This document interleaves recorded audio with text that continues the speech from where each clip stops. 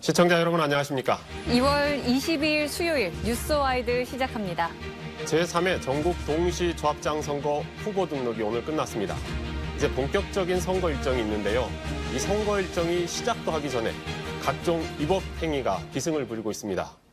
조합장 선거는 돈 선거라는 오명을 벗기는 쉽지 않아 보입니다. 네, 오승용 핑핀 정책 리서치 대표 강서준 변호사와 함께 관련 이야기 나눠보겠습니다. 안녕하십니까? 안녕하십니까?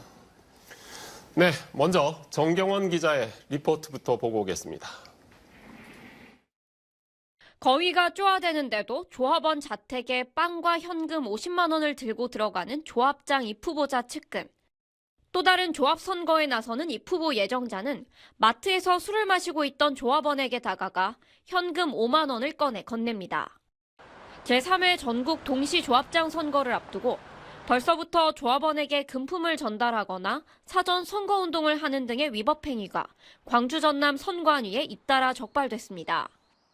광주 전남에서는 등록 전날까지 27건이 적발돼 고발이나 경고 등의 조치를 받았습니다. 100건 넘게 적발됐던 지난 1회와 2회 선거에 비해 적발 건수는 적지만 아직 본격적인 선거운동이 시작되지도 않은 점을 감안하면 이번 선거 역시 돈 선거의 오명을 벗지는 못할 것으로 보입니다. 경찰 역시 벌써 26건에 대해 수사를 진행하고 있습니다. 선관위는 조합장 선거의 돈 선거 악습을 끊기 위해 단속 체계를 강화하기로 했습니다. 돈 선거가 우려되는 조합은 특별 권리 조합으로 지정하여 관리하고 선거 막바지인 3월 1일부터 조합 선거일까지는 돈 선거 특별 단속 기간으로 지정해서 마지막까지 단속 활동을 강화할 예정입니다. 광주 전남에서는 200개 조합이 내일까지 조합장 후보 등록을 받습니다. 선거운동은 오는 23일부터 13일간 진행되며 투표는 다음 달 8일 실시됩니다. KBC 정경원입니다. 네, 우리 강서준 변호사 나오셨는데 이 지금 광주 전남에 아까 조합장 선거 출마 요건이 도대체 어떻게 되고 선출 인원은 얼마나 됩니까?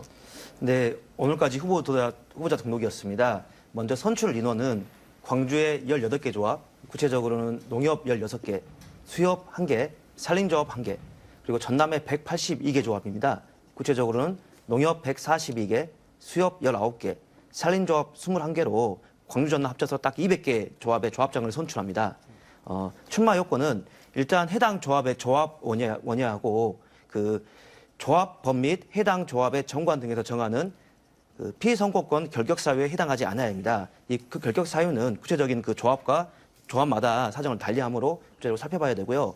또 후보자 등록 시에는 기타금을 납부하게 돼 있습니다. 그 기타금은 300만 원 이상에서 1천만 원 이내에서 각 조합의 정관으로 정하도록 돼 있습니다. 네, 앞서 리포트에서도 봤지만 이번 선거에서도 이제 불법 선거 운동이 적발되고 있다고 하던데 어떤 것들이 좀 있을까요? 네, 이제 예전부터 조합장 선거는 이 부정선거의 끝판왕이라는 그런 오명이 있었습니다.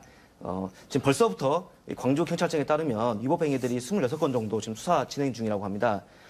가장 많은 것은 기부행위인데요. 해당 법에서는 이 기부행위가 그 해당 조합원이나 관련 단체에 금품이나 향응을 제공하는 것입니다. 이게 가장 많고요. 그리고 그 다음에 이제 허위사실 유포랄지 이해관계 그런 문제 이런 것들이 있습니다.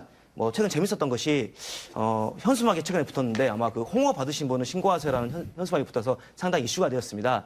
이 사람이 잘 모르는 것이 단순히 금품을 제공한 그 후보자뿐만 아니라 그 받은 사람들도 과태료를 물게 되어 있습니다. 그래서 이걸 신고를 하면 과태료가 감면이 되기 때문에 아마 그런 현수막이 붙을 정도로 이런 지금 불법 선거들이 자행되고 있습니다. 네, 어르신들 입장에서는 이게 향응인지 뭔지도 모르고 받으시는 경우도 많으실 것 같은데 이런 조합장 선거의 구조적인 문제 어떤 게 있을까요? 우선 그 선거 과정에 기울어진 운동장이라고 해야 될까요?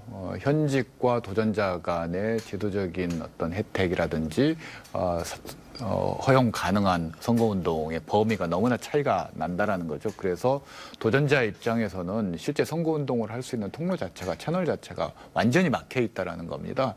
조합원 명부도 접근할 수가 없고요. 개인정보라는 이유로 제공되지 않고. 다만 근데 현직의 경우는 조합원 명부에도 접근할 수 있고 기부 제한도 상당히 약하게 규제가 되고 있기 때문에 우선 기울어진 운동장을 극복하기 위해서 도전자들이 돈이라든지 이런 불법적인 선거운동 수단을 동원할 수밖에 없는 그런 상황이라는 거죠.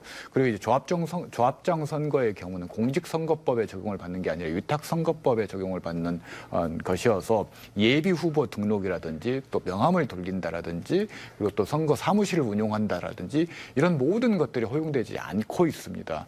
그렇기 때문에 이 불법 선거 운동을 좀 조장하는 측면들이 있다 말씀을 드릴 수 있을 것 같습니다. 근데 이제 조합장 같은 경우에 사실은 조합원들만 투표를 하는 거잖아요. 그러다 보니까 조합원들 일정 수만 챙기면 막강한 권력을 가진 조합장이 되다 보니 그런 것들이 이제 당연히 주변에서 부추기는 거 아닐까 싶기도 해요, 사실은. 네, 그렇습니다. 과거에 이제 공직선거법이 적용되기 전에 정당의 경선 과정을 보면 이른바 이제 체육관 경선이 많이 이루어지지 않습니까? 그럼 대의원들을 대상으로 선거권이 주어질 때는 당선 가능한 대의원 숫자를 돈이나 금품을 사용해서 매수하는 그런 혼탁 선거 경향들이 나타났는데 조합장 선거가 딱 그 구도로 치러지는 측면들이 있다라는 겁니다. 그리고 이제 그걸 금품이라든지 이런 걸 동원해서 선거를 하더라도 보상 체계가 당선만 되면 보상 체계가 확실하다라는 겁니다. 조합장이 가지고 있는 권한이 막강하기 때문에 얼마든지 선거운동 과정에서 지출했던 비용들을 회수할 수 있는 통로들이 열려 있다라는 거죠. 그래서 여러 가지 선거 과정도 정비해야 되고 조합장의 권한과 관련해서도 정비해야 될 제도적인 허점들이 많다라고 말씀드릴 수 있을 것 같습니다. 강수진 변호사, 지금 조합장 선거를 선관위가 관리를 하잖아요. 네네. 위탁에서 하고 있는데 그러면 이제 이게 위반했을 때 어떻게 적용을 받죠? 네, 그 규율하는 법률은 이제 정확히는 공공단체 등 위탁 선거에 관한 법률, 이른바 위탁선거법입니다. 이제 대표적인 위법 행위가 아까 말했던 기부행위입니다. 금품 제공인데요. 이거 같은 경우는 그 관련 법에서 3년 이하의 징역 또는 3천만 원 이하의 벌금을 규정하고 있습니다. 또한 그 매수 및 이해 유도죄라는 것이 있는데요. 이것도 뭐 어떤 단체에 이렇게 이해관계를 주는 것인데 이것도 역시 3년 이하의 징역 또 3천만 원 이하의 벌금을 규정하고 있습니다. 이 금품을 받은 조합원 같은 경우도 그 받은 금액이나 가액의 10배 이상 50배 이하의 과태료를 물게 되어 있습니다. 상한액은 최고 3천만 원이 되고 있고요. 이 외에도 허위사실 공표죄랄지 후보자 등 비방죄 등이 있습니다. 우리 구체적으로 재판을 하다 보면은 재판 과정에서는 가장 중요한 것이 이제 그 금품 제공의 금액, 그다음에 횟수, 그 받은 그 사람 이런 거에 대해서 적게는 벌금형부터 많게는 구속해서 실형을 받는 경우도 있습니다. 네, 말씀하셨듯이 이제 조합장 선거가 여러 문제가 있다 보니까 이 선거제도 개정안이 이제 국회에 올라가 있는데 아직 표류 중이에요. 이유가 있을까요? 일단 조합장들의 이해관계를 국회의원들이 반영하는 경우가 많습니다. 왜냐하면 과거 이제 얼마 전에 전라남도의 국회의원들이 농해 수위에 편중되어 있다라는 보도가 나와서 이 부분들에 대한 어떤 뭐 비판적인 보도들이 있었는데 그 이유 중에 하나가 농해 수위를 담당하게 되면은 조합장들을 일정 정도 통제하고 도움을 받을 수 있는 위치에 있게 된다라는 거죠. 그러다 보니까 이게 이제 부정적인 의미의 윈윈이 이루어지는 측면들이 있습니다. 즉 조합장 선거제도, 조합장들이 누리는 어떤 기득권들을 국회 차원에서 최대한 어떤 건드리지 않는, 그래서 입법 활동이 좀 더딘 그런 측면들, 부작용들이 좀 나타난다라고 말씀드릴 수 있을 것 같습니다. 조합장들이 강력한 로비스트인가요? 모든 이제 그 이해관계에 있는 사람들이 국회의원들을 상대로 여러 가지 이제 민원이라는 이름으로 뭐 압력도 행사하고 또 로비도 하게 되는데 이제 그런 것들이 이 현직 조합장에 의해서 강력하게 이루어진 측면들이 있다. 이게 어느 정도 강력하냐면 이 선거제도가 기울어진 운동장이다 보니까 지난 2회 조합장 선거를 기준으로 했을 때 현직의 재선율이 73%에 이릅니다. 그러니까 사실상 해보나 마나한 선거라는 거죠. 이제 이런 측면들이 기존 조합장들의 기득권들을 더 강화시키는 그런 요인이 되고 있고 또 비상임 조합장의 경우는 연임 제한도 없습니다. 맘만 먹으면 정말 평생 할 수 있는 것이기 때문에 이게 이제 기득권을 강화시키는 제도적인 허점들이 너무 많이 존재한다라는 거죠. 네. 그러면 이런 계속 이제 기울어진 거 말씀하셨는데 이게 평평하게 하려면 어떻게 해야 될까요? 아주 여러 가지 문제점들이 지적이 되는데 대표적인 문제점은 일단 두 가지로 요약할 수 있는데 일단 유권자의 알 권리를 보장해 줘야 되는데 유권자들이 후보, 즉 조합원들이 후보에 대해서 알 수 있는 게 없다라는 겁니다. 그 채널이라는 것이 심지어 정책 토론회도 개최가 되지 않습니다. 명함도 드릴 수가 없는 상황이라는 거죠. 그래서 이런 부분들에 대해서 유권자들의 알 권리를 충족시키는 방향으로 조합장 선거법이 좀 개정될 필요가 있고요. 선거운동의 자유, 앞서 이제 예비 후보제도 뭐 이런 도입 이런 것들이 나왔었는데요. 선거운동의 자유가 좀 공직선거법에 준해서 좀 이루어질 필요가 있고 또 이제 앞서 잠깐 제가 빠뜨린 것 중에 하나가 선거 공보에 후보자의 전과 기록 같은 것들을 의무적으로 기재하도록 해야 최소한의 윤리적인 도덕적인 검증이 가능한데 그 부분도 아직 반영이 되고 있지 않습니다. 네, 강서준 변호사께서는 이런 조합장 선거의 문제점을 해결하려면 이제 어떤 것들이 좀 있어야 된다고 생각을 하시나요? 네. 방금 말씀하신 대로 일단 법과 제도가 좀 개선이 돼야 됩니다. 깜깜이 선거라고 해서 유권자들이 그 추모한 후보자에 대한 정보가 없으니까 이렇게 뭐 돈 매수 의혹에 쉽게 빠질 수 있는 것이고요. 그 부분에 대해서는 잘 말씀해 주셨고 이제 저는 그 아까 말했던 법률에서 이루어지는 형사처벌 규정이 있습니다. 그리고 또 이런 위법 행위를 신고한 사람에게는 제가 알기로는 포상금 최대 3억까지 지급한다고 합니다. 그래서 적극적인 신고와 또 강력한 형사처벌로 일단은 그런 것들을 해야 되고 또 이렇게 조합장이 불법 선고로 형사처벌된 조합한테는 불이익을 주는 방안도 또 대두되고 있습니다. 네. 네, 이번에는 저 광주 이야기를 좀 해보겠습니다. 이 광주시가 30층으로 제한했던 건축물 층수 제한을 폐지하는 등 관련 규제를 대대적으로 완화하기로 했습니다. 먼저 정의진 기자의 관련된 리포트부터 보겠습니다. 우리나라에서 가장 높은 건물인 잠실 롯데월드타워. 높이만 550m가 넘습니다. 지난 2020년에 완공된 여의도 파크원, 부산 LCT에 이어 전국에서 세 번째로 높습니다. 건물 이름만 들어도 바로 상기될 만큼 랜드마크 역할을 톡톡히 해내고 있습니다. 광주시가 스카이라인을 바꿔 광주만의 랜드마크를 만들겠다는 계획을 내놨습니다. 올해 하반기부터 상업지역 40층, 주거지역 30층 층수 제한을 폐지하겠다는 설명입니다. 지난 2021년 7월 민선 7기 당시 고시한 건축물 높이관리 원칙이 시행된 지 2년 만입니다. 획일적 높이 규제를 적용하여 창의적인 도시경관과 랜드마크 건축물 건립이 저해되어 온 것이 현실이었습니다. 따라서 우리 시는 창의적 도시건축물 디자인 향상 제도를 시행해 가겠습니다. 대신 지역과 권역별 특성에 맞게 스카이라인을 차등적으로 조정하겠다고 밝혔습니다. 도심 공원이나 녹지는 확대해 바람길을 만들고 주요 관문에는 랜드마크 건물과 역동적인 스카이라인을 조성하겠다는 설명입니다. 중점 경관관리구역도 확대합니다. 무등산과 국립아시아문화전당, 영산강, 광주 송정역 등 기존 4곳에서 광주역과 광천동 일원, 백운광장 등 3곳을 추가했습니다. 이 구역에 대해선 경관에 가장 초점을 두고 특색 있게 조성하겠다는 계획입니다. 공동주택에 의무적으로 수립하는 지구단위 계획 기준도 개정합니다. 용적률을 기존의 일괄 적용 방식에서 차등 적용 방식으로 변경해 사업자가 디자인에 초점을 두도록 하겠다는 방침입니다. 노잼 도시라는 오명을 벗어나기 위한 민선 8기 광주시의 노력이 다각화하고 있습니다. KBC 정의진입니다.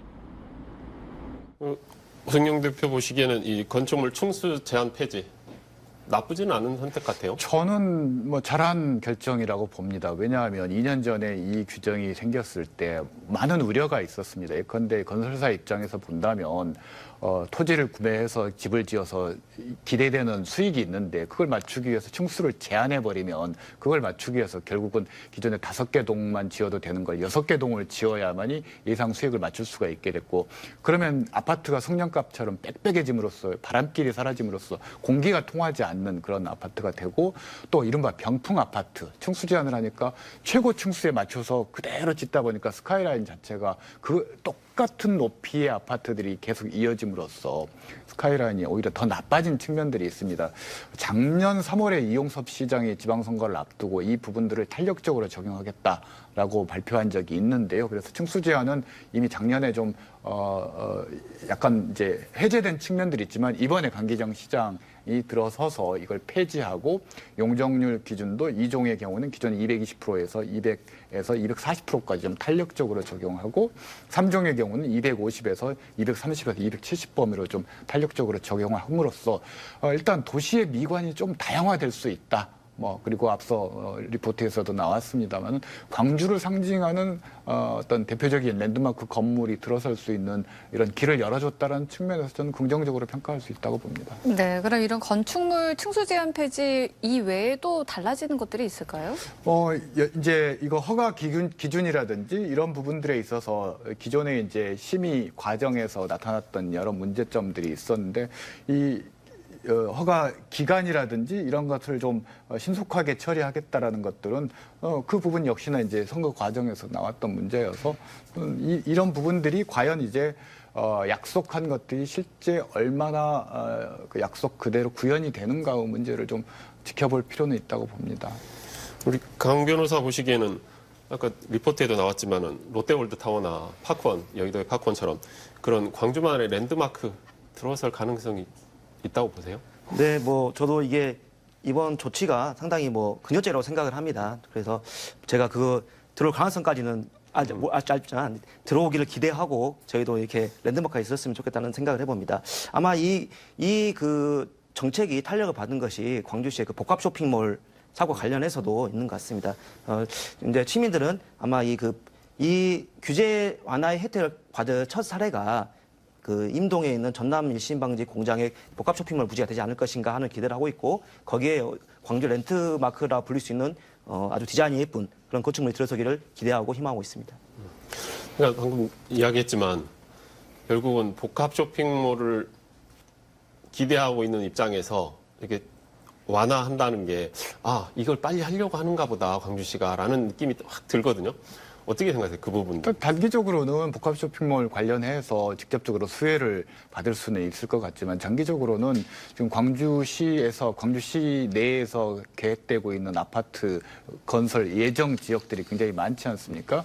특히나 이제 무등산 조망권과 관련해서 7개 지역과 특별 관리를 하겠다라고 광주시에서 입장을 밝힌 상황이기 때문에 기존에 이제 일관적인 층수 제한으로 인해서 스카이라인이 상당히 악화되었는데 그런 부분들을 개선할 수 있는 효과가 있어서 꼭 복합 쇼핑몰뿐만이 아니라 장기적으로 주택 정책에 있어서 이 부분들은 좀 활력을 불어넣을 수 있는 측면은 있다고 봅니다. 네, 일단 취지나 이런 부분에 대해서는 긍정적인 것 같은데 혹시 이 사업 추진 과정에서 좀 우려되는 점 있으세요? 글쎄요, 구체적으로 이거 적용해서 그 사업 추진 과정들을 좀 봐야 되긴 하겠지만은 저는 우려되는 측면들보다는 기대되는 측면들이 더 많을 거라고 봅니다. 앞서 말씀드렸듯이 랜드마크라는 게 반드시 높은 건물만이 랜드마크는 아닐 것이고 또 그 특이한 디자인이라든지 이런 것들에 대해서 광주시가 인센티브를 주겠다고 약속했기 때문에 그런 측면에서 높이만이 아니라 어떤 이미지라든지 또는 어떤 형태에 있어서 랜드마크가 될 수 있는 그런 건축물들을 기대할 수 있는 여러 인센티브가 될 수 있을 거라고 봅니다. 제가 우려되는 측면 한 가지 말씀드리면 이제 물론 좋은 말씀해 주셨지만 지금 그 우려하는 부분들은 사실 난개발의 우려가 있습니다. 지금 현재 그 아파트 분양 시장이 매우 좋지 않고 지금 광주시 역시 아파트 시장이 포화 상태인데 이런 고층 아파트들이 등장하면 난개발이 되지 않겠느냐 또 이런 우려가 있고 그 디자인 부분을 강조한다고 하는데 사실 디자인한 부분은 미술적이고 또 주관적인 측면이 있습니다. 그래서 이게 객관적이지 못한 어떤 심의 기준이 될 수 있지 않을까 하는 우려가 있습니다. 또한 방금 말씀하신 대로 복합 쇼핑몰과 연관시켜서 너무 시기적으로 어떤 대책이나 어떤 마련 없이 너무 급하게 손 터두는 거 아니냐 하는 이런 우려도 있습니다. 네. 알겠습니다. 광주 이야기, 스카이라인 이야기는 여기까지 하고요. 이번엔 여당인 국민의힘의 전당대회 이야기해 보겠습니다. 국민의힘 전당대회가 중반부로 접어들면서 이 후보들 간의 신경전이 격화되고 있습니다. 네, 어제 같은 경우 지금 두 번의 TV 토론했었는데요. 현재까지 판세는 어떻게 보십니까? 저는 판세에 있어서 큰 변화는 없다고 봅니다. 김기현 후보가 여전히 이제 대세론을 장악하고 있고요. 또 여론조사 지지율에서도 여론조사상으로 본다면은 결선 투표로 갈 개연성이 좀 있긴 합니다만 실제 당원 투표는 여론조사 지지층 조사하고는 좀 달라서 저는 선전한다면 1차에서 끝날 가능성도 여전히 있다라고 보고요. 다만 최근에 이제 부동산 투기 의혹과 관련해서 좀 악재가 있는데 2주 정도 남은 과정에서 김기현 후보가 이걸 어느 정도 이 악재 네거티브를 극복해낼 수 있을 것인가가 막판 1차에서 끝내느냐 2차까지 가느냐를 결정하는 데 있어서 저는 어떤 기준점이 된다고 봅니다. 네, 이 말씀하신 거 이어서 이제 질문 드리면 이 김기현 후보의 울산 KTX 역세권 투기 의혹을 말씀하신 건데 정확하게 어떤 것들이 문제가 되는 건가요? 그러니까 울산역에 과거에 이제 그 맹지라고 주장을 하는 부지를 샀습니다. 본인 주장으로는 이제 나중에 은퇴해서 목축업을 하기 위해서 했다라는 거고 그것이 이제 선로가 지나가면서 이게 1000배 이상의 땅값이 상승하는 그런 혜택을 받다. 이게 특혜 아니냐. 또 행정부와의 유착 의혹 뭐 이런 것들이 제기가 됐고요. 본인은 이제 그런 것들에 대해서 사실 무근이고 여러 차례 선거 과정에서 나왔던 것들이고 그 과정에서 문제가 없다라는 것이 밝혀진 것이다. 그리고 근거 없는 뭐 이런 주장을 하면은 사법적인 대응을 하겠다. 뭐 이렇게 지금 밝히고 있는 상황입니다. 네, 강 변호사님께서는 국민의힘 전당대회 판세 어떻게 보고 계십니까? 네, 그 현재 김기현 후보가 여론조사를 보면 안정적으로 1등을 하고 있는 건 맞는 것 같습니다. 하지만 과반을 하기엔 좀 힘든 상황이어서 아마 결선에 가지 않을까 그런 생각이 들고요. 좀 재밌었던 것은 천하람 후보의 약진입니다. 지금 현재 천하람 후보와 그 안철수 후보가 엎치락뒤치락 할 정도로 지금 그렇게 돼 있는 상황인데요. 그래서 지금 두 후보의 연대 가능성도 얘기가 나오고 있고 이런 부분 봤을 때 끝까지 좀 지켜봐야 될 것 같습니다. 네. 그러면 강 변호사 보시기에는 이 연대를 할 수 있을 것 같습니까? 지금 이 부분에 대해서 천하람 후보가 직접 말을 한 게 있는데요. 연대 가능성은 연대는 없다 이렇게 말을 하고 있습니다. 근데 또 웃긴 것은 최근에 또 이태원을 같이 가자고 또 제안을 하고 또 안철수 후보도 뭐 상당히 당협위원장 할 때 훌륭했다 뭐 그런 칭찬도 해서 훈훈한 분위기를 만들고 있는데 뭐 제가 봤을 때 이것은 연대 가능성보다는 서로 어떤 전략적 그런 구애라고 보여집니다. 네, 오 대표님 이 의견에 동의하십니까? 일단 연대 가능성은 거의 없다라고 보고요. 뭐 정치는 생물이긴 합니다만은 그렇지만 두 진영이 결합하기에는 거리가 너무 멀다라고 말씀드려야 될 것 같고요. 전략적 제휴라고 이제 천하람 후보가 표현을 했지만 제가 보기에는 약간 안철수 후보를 놀리는 거 아닌가라는 그런 생각도 듭니다. 그래서 아마 안철수 후보 쪽에서는 굉장히 내심 불쾌하게 받아들였을 거라고 봅니다. 여론조사, 지지층 조사와 당원 투표는 상당히 다르다. 최고위원 선거와 또 당대표 선거는 다르다라는 것. 이번 전당대회가 결국은 윤석열 대통령이 이 보수 국민의힘의 주인이라는 것을 확인하는 윤석열 전당대회다라는 성격 규정에 근거해서 봤을 때 당원들 입장에서 김기현 후보가 좀 못마땅한 부분들이 분명히 있습니다. 저 정도 후보로 과연 내년 총선을 치를 수 있을까라는 마땅치 않은 부분들이 분명히 있음에도 불구하고 다른 대안이 또 마땅히 없다라는 겁니다. 그래서 아마 그런 측면에서 제가 조심스럽긴 하지만 결선 투표에 가지 않을 가능성이 있다라는 거고 또 하나는 지난 2021년 이준석 나경원 그 당시 전당대회에서도 여론조사에서는 이준석 후보가 50% 중반대에 이르는 지지를 받았습니다만 당원 투표에서는 나경원 후보에게 졌다라는 겁니다. 즉 당심과 민심은 좀 차이가 있다라는 거고요. 물론 이제 지지층 여론조사이긴 합니다만 그런 측면에서 이번 그 당 대표 선거는 굉장히 좀 힘이 빠진 느낌이고 특히나 안철수 후보가 선전하는 것이 아니라 뭔가를 하면 지지율이 자꾸 빠지는 징크스를 이번에도 보여주고 있기 때문에 저는 그런 측면들이 이제 여러 변수들이 있긴 하지만 김기현 후보 쪽으로 표가 쏠리게 되는 그런 요인들이라고 봅니다. 네, 그러면 그 지금 당 대표는 어쩔 수 없이 뭐 사람이 없으니까 이 사람으로 가자 하더라도 지금 4명의 최고위원 뽑잖아요. 네네. 그 최고위원 같은 경우에 지금 친윤계, 비윤계 이야기 하는데 비윤계가 들어갈 거라고 보십니까? 저는 이제 4명의 최고위원을 선출을 하게 되는데 결국은 사이 싸움이라고 봅니다. 1, 2, 3위는 이미 사실상 좀 결정된 측면들이 있고 오히려 이제 여론조사, 지지층 여론조사보다도 당원 투표에서는 조금 더 높게 나오는 측면들이 있을 것 같고요. 다만 상위권에 김용태, 허은하 두 후보가 들어갈 수 있겠는가의 문제인데 현재 여론조사를 보면 김용태 후보가 지난 이준석을 선출했던 전당대회에서 최고위원에 선출됐던 전례가 있습니다. 그런 전적이 있는 후보여서 저력이 있고 또 막판 천하람 후보의 존재 이유는 사실은 최고위원을 당선시켜주는 일종의 이제 파트너 역할을 해주는 투표의 파트너 역할을 해주는 역할이어서 그런 측면에서 제일 관심 있게 봐야 될 것은 4명 안에 과연 김용태 후보가 들어갈 수 있겠느냐라고 저는 보고 있습니다. 네, 강서준 변호사는 최고위원 선거 어떻게 전망하세요? 네, 지금 비운계에서 천하용인이라는 말까지 만들었죠. 천하람, 허은하, 김용태, 이기인 만들어가면서 지금 표 결집에 집중하고 있습니다. 결국 본인들 주장에 따르면 2030 세대를 중심으로 한 또 이준석 지지층 그리고 또 최근에 친윤계에 대한 반발감 있는 또 당원들의 그걸 하면 두 명 다 김용태, 허은하 후보 2명 다 가능하다고 하지만 사실은 1명 정도는 집중하는 게 좋지 않을까 하는 생각입니다. 네. 예, 정치권 이야기 여기까지 듣고요. 계속해서 시청자가 주목한 뉴스 탑10 함께 하시겠습니다.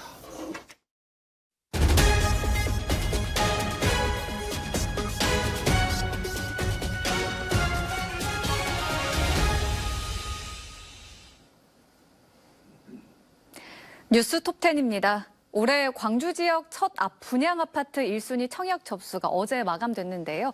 경쟁률이 0.06대 1로 크게 미달됐습니다. 심지어 특별공급 청약에는 단 한 건도 접수되지 않았다고 하는데요. 부동산 전문가들은 해당 아파트가 평당 2,900만 원에 달하는 높은 분양가인 점, 또 후분양인 점, 그리고 대기 중인 대단지 아파트 분양을 청약 미달 원인으로 분석했습니다. 용산 대통령실의 로비 리모델링이 추진되고 있는 가운데 윤석열 대통령이 기자들의 통로는 방해하지 말라며 설계를 수정할 것을 지시한 것으로 알려졌습니다. 리모델링이 이루어지는 공간은 도어 스태핑이 진행됐던 장소인데요. 로비 확장을 위해 기자들의 이동 공간을 일부 침범하는 것으로 돼 있었습니다.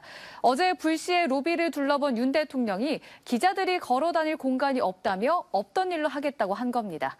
한편 대통령실 관계자는 청사 밖 기자실 설치에 대해서는 논의된 적이 없다며 선을 그었습니다.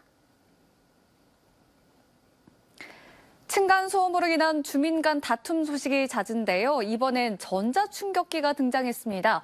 수원의 한 아파트에서 층간소음 문제로 다투다 호신용 전자충격기로 윗집 주민을 위협한 주민이 경찰에 긴급 체포됐습니다. 경찰은 이 주민이 전자충격기를 사용한 건지 여부를 확인하고 있습니다. 지금까지 뉴스 톱10이었습니다. 강서준 변호사, 보면 사실 윤석열 대통령이 계속 기자들하고 약간 마찰이 많았는데 갑자기 이렇게 호의적인 이야기를 왜 하셨다고 생각을 하세요? 네, 그게 대통령이 언제까지 또 기자들, 언론들과 이렇게 등을 질 수는 없는 노릇이고요. 아마 당근과 채찍처럼 채찍을 들었으니 이번에는 좀 당근을 든 것이 아닌가 하는 생각이 듭니다.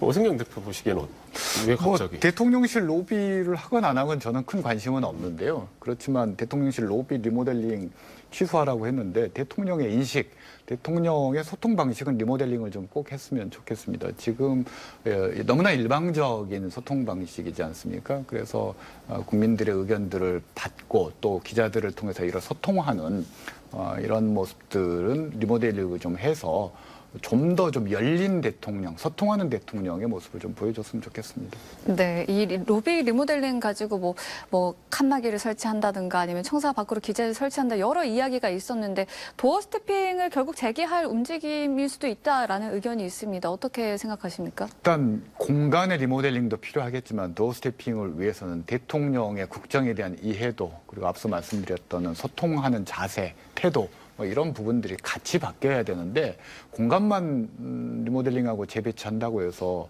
기존의 도어 스태핑이나 소통 방식이 달라질 수 있을 거라고 저는 기대하지는 않습니다. 네, 강서준 변호사께서는 도어 스태핑 재개 가능성 어떻게 보세요? 근데 이 부분에 대해서 대통령실 관계자가 문 대통령이 기자들과 직접 소통을 선언한 만큼 그 일주일에 1회 정도 횟수를 정해놓고 제기하는 것도 좀 고려 중이다라는 말을 한 것 같습니다. 뭐 그것이 뭐 결정된 바는 없지만 아마 충분히 가능성이 열려 있다고 생각을 하고 있습니다. 가능성은 열려 있다. 우리 오승용 대표 보시기에는 이 아까 이제 로비가 아니라 방식을 좀 리모델링 하시라고 대통령의 했는데 인식과 소통 방식에 대한 리모델링이 필요하다라는 거죠. 네.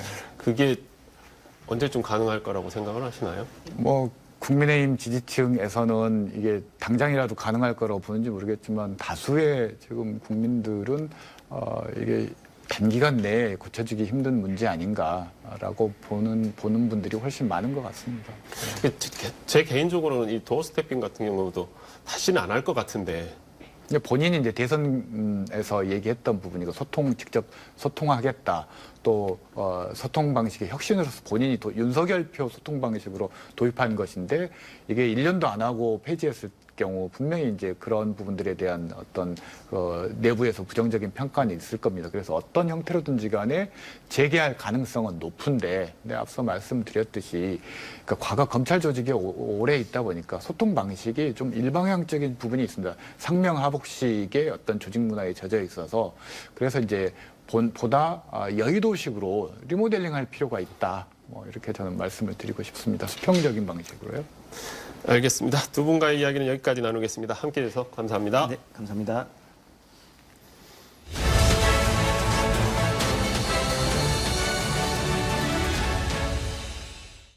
서울광역방송센터입니다. 오늘 여의도 초대석은 국민과의 의리를 지키는 최고위원 후보를 슬로건으로 걸고 국민의힘 최고위원에 출마한 허은하 의원과 함께 여당 전당대회 얘기해보겠습니다.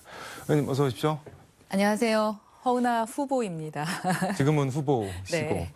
국민 의리녀 뭐 이렇게 표현을 해도 되는지 모르겠는데 국민과의 의리를 지키는 최고위원 후보를 표방하고 나섰는데 국민 의리를 핵심 슬로건으로 정한 뭐 이유나 배경 같은 게 어떨까요? 우선은 국민 의리녀는 맞지 않는 것 같습니다. 그러니까 뭐 여자 남자를 떠나서 그냥 국민 의리 허은하인데요. 국민 의리라고 제가 말씀을 드렸던 것은 네. 본인이 생각한 소신이 있다면 그리고 국민과 약속한 것이 네. 있다면 그것을 끝까지 제가 행동으로 보여주면서 그 의리를 지켜나가겠다. 제가 최고위원이 된다면 그런 생각으로 그 국민 의리라는 키워드를 잡았습니다. 의원님 오시면 꼭 물어보고 싶은 게 있었는데 네. 그 천하용인 뭐 지금 이렇게 불리시는데 그 홍보 응원 영상 네. 있잖아요. 예. 일단 그 영상을 조금 보고 가도록 하겠습니다. 예. 손님 여러분 안녕하십니까? 개혁보수 얼라이언스 디펜딩 챔피언 천하용인 편에 탑승하신 손님 여러분들을 진심으로 환영합니다. 저희 천하용인 편이 곧 이륙할 예정입니다. 이제부터 시작되는 한 달 동안의 아름다운 비행에 저희 개혁보수 얼라이언스가 함께 하겠습니다. 이게 영상 시작 부분인데 비행기 이륙 안내 멘트를 하셨는데 자연스럽게 잘 하셨는데 원래 승무원을 하셨잖아요. 예, 제가 졸업하자마자 가졌던 직업이 대한항공 승무원이었습니다. 승무원 한 5년 정도 했었습니다. 이 영상 근데 어떻게 누가 아이디어를 내서 만든 건가요? 처음에 아이디어를 낸 것은 이준석 전 대표께서 아이디어를 냈고요. 네. 전반적으로 기획을 했던 것은 저희 방에 네. 청년보좌역 이 있습니다. 곽승용 대변인 있거든요. 네. 정치인이죠.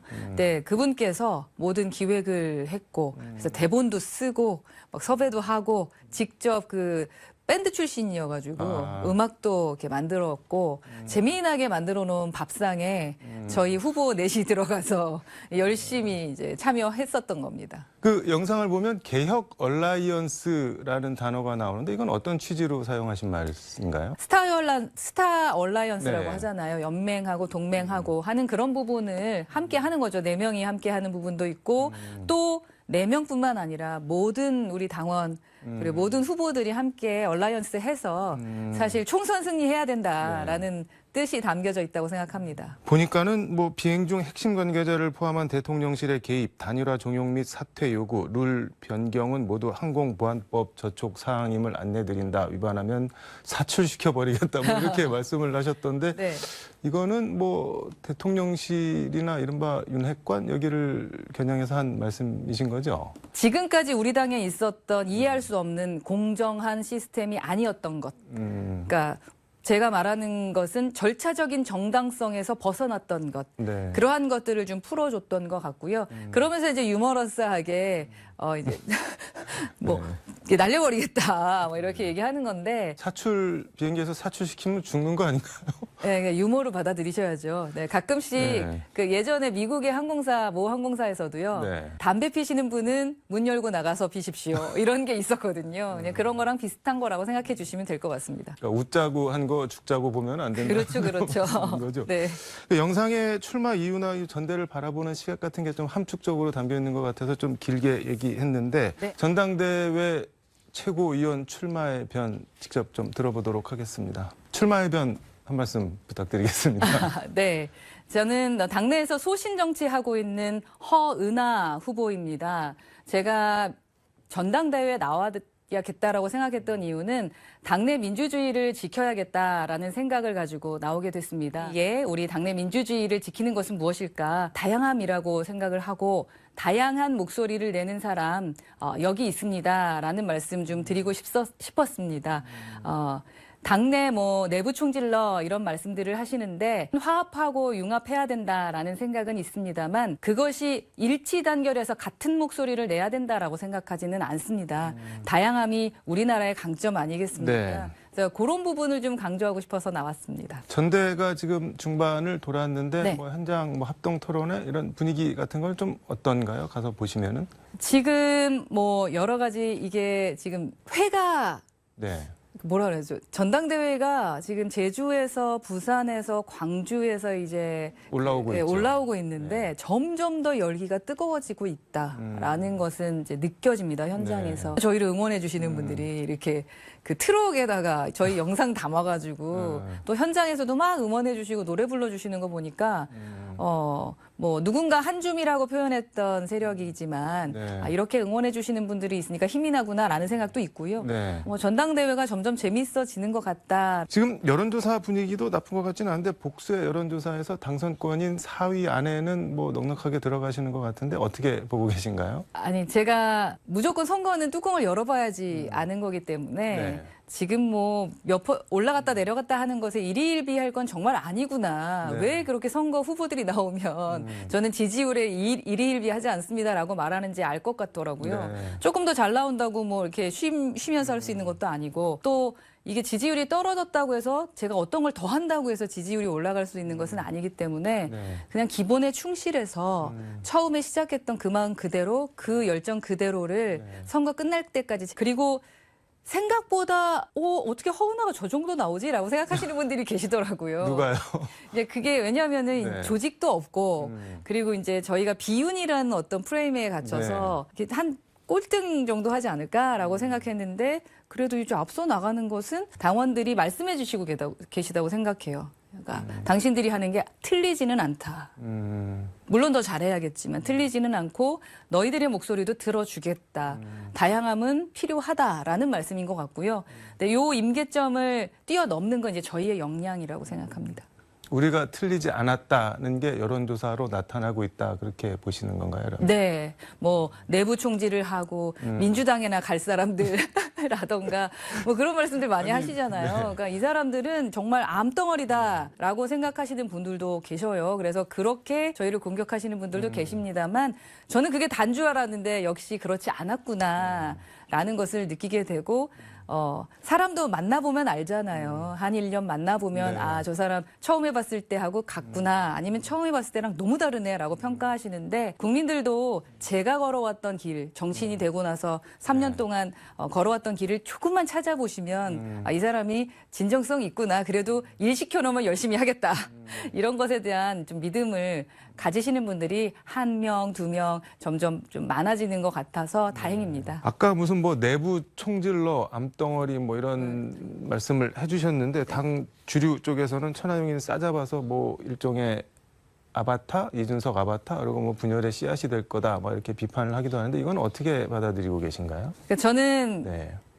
저희가 신경이 쓰이긴 쓰이나 보다 그렇게 받아들입니다. 지금 뭐 천하용인이라는 네 명에 대해서 그리고 또 뭐 이준석의 아바타다 뭐 이런 이야기를 하면서 저 사람들은 의견이 없는 사람, 그저 뭐 조종당하는 사람이라는 그런 어떤 이제 프레임을 짜가지고 그것은 신경 쓰이니까 그렇게 하겠죠. 신경이 쓰이니까. 신경이 그런가? 쓰이죠. 저희를 그렇게 폄훼하면서 감춰진 속내에는 이 사람들이 어쩌면 치고 올라올 수 있겠구나. 아니면 이미 알고 계실 수도 있고요. 여론조사 많이 돌려보셨을 테니까.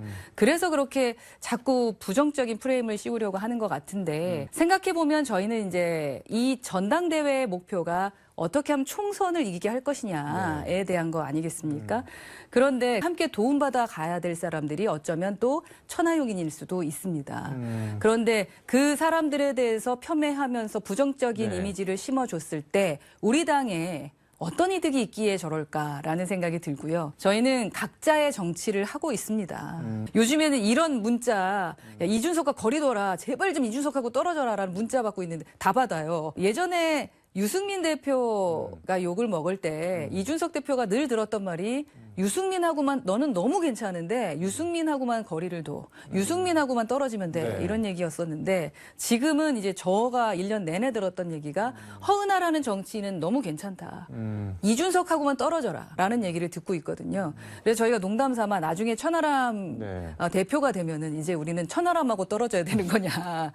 그런 농담을 했는데 그게 어떤 아바타 아니면 개파, 저희는 개파가 싫어서 지금 이렇게 하고 있는 거기 네. 때문에 저희 한 명 한 명의 정치를 봐주시고 그리고 좀 기득권에 계시는 정치인들이 좀 큰 마음을 품었으면 좋겠다라는 게 제 생각입니다. 말씀하시는 거 들어보니까는 뭐 유불리 따져서 인위적으로 이준석 대표랑 거리를 두지는 않겠다, 뭐 그렇게 들리는데. 네, 저는 뭐 그렇게 할 필요가 없죠. 언론 인터뷰 어디 언론인지는 제가 지금 기억이 안 나는데 조수진 의원은 꼭 이기고 싶다 뭐 이런 말씀을 하셨던 게 있던데 왜 꼭 집어서 조수진 의원인지 상당히 궁금했는데 그 뭐 왜 그런 말씀을 하신 건가요? 아니, 조수진 의원 한 명을 갖고 얘기한 것이 아니라 네. 제가 이 전당대회에 나왔던 것은 윤핵관과 장핵관과의 어쩌면 전쟁이기 때문입니다. 기존의 기득권을 통해서 본인들의 권력 쟁취에만 관심이 있어서 진심으로 당이라던가 국민의 미래를 생각하지 않는 그러한 분들, 줄 세우기 하는 사람들, 그리고 줄 서지 않으면 그냥 왕따시키는, 린치시키는 이런 문화, 그거와 싸우고 있는데 그 안에 그냥 그 조수진 후보가 있는 것이지 조수진 후보를 딱 집어서 얘기하지는 않습니다. 조수진 의원 이어서가 아니라 윤핵관 말씀하신 장핵관의 어떤 그렇죠. 권력에 취해서 국민하고의 공감 능력이 떨어지고 네. 자신들의 그 권력만 바라보는 그러면서도 입으로는 되게 이렇게 멋들어지게 이야기하면서 국민을 속이는 이제 그런 부분에 대한 제가 뭐랄까 불만, 비판 이런 부분은 하는 편입니다. 최고위원이 당선이 되셔서 입성을 하시게 되면은 당 네. 지도부에 지금 민주당에서 김건희 여사 특검을 계속 지금 줄기차게 하겠다고 하고 있는데 이제 뭐 지도부에서도 뭐 입장을 내고 이렇게 해야 될 텐데 이거에 대해서는 뭐 어떤 입장이신지 물어봐도 되나요? 네, 법 앞에서는 누구나 평등해야 되고 네. 헌법이 규정한 대로 하는 거죠. 다만 네. 문제는 정쟁을 위해서 자신들의 무언가를 덮기 위해서 그러니까 이재명 방탄을 하기 위해서 끌어내서 그 부분을 정쟁화시키는 것에 대해서는 전 찬성할 수 없다라는 겁니다. 살짝 헷갈리는데 수사할 필요가 있으면 수사는 해야 되는데 특검은 아닌 것 같다 뭐 그런 말씀인가요? 아니면 지금 특검을 해서 얻어낼 수 있는 게 무엇이 있길래 지금 특검을 꺼내야 되냐는 거죠. 그러니까 이슈 메이킹 시켜서 네. 예를 들어서 이재명 지금 대표의 문제점들을 그냥 가리고 싶은 거 계속 물타기만 하고 싶어 하시는 거거든요. 그러니까 지금 민주당의 지지율이 뚝뚝 떨어지는 겁니다. 그냥 정쟁에서 누군가를 방탄하기 위해서 이러한 물타기 하는 것에 대해서는 전 찬성하지 않는다. 그리고 지금 특검은 사실 말이 안 된다라고 생각합니다. 뭐 이재명 대표 방탄 뭐 이거는 변론으로 하고 지금 뭐 제가 민주당 입장을 대변하는 건 아닌데 반론 차원에서 질문을 드리면 이제 민주당에서 얘기하는 건 두 가지인데 손해만 보고 나왔다고 했는데 10억 넘게 벌지 않았냐. 그리고 2010년 5월 하고 손 털었다 그러는데 2010년 10월 이후에도 해서 공소시효도 살아 있고 근데 검찰은 소환도 안 하고 아무 조사도 안 하니까 그리고 영부인을 실질적으로 검찰이 조사를 할 수 있겠냐. 총장 부인 출신 영부인을. 그러면은 특검을 해야 되지 않냐. 뭐 이게 민주당 논리인 것 같은데 어떻게 받아들이실까요? 그러니까 지금 기본적으로 네. 민주당은 김건희 여사랑 싸우거든요.